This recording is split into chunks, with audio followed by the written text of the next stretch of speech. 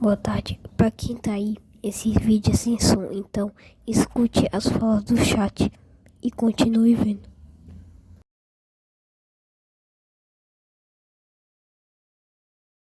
Get it like, I'ma get it like, get it like, I'ma get it like.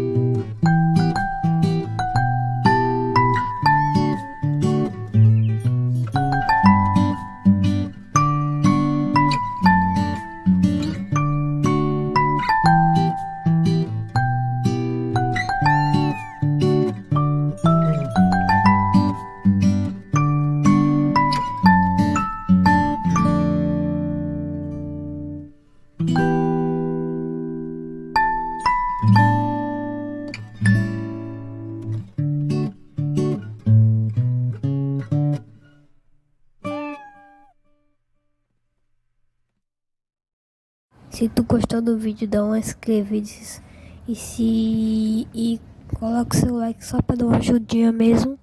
E o vídeo, porque o vídeo, eu acho que eu tô criando um canal novo.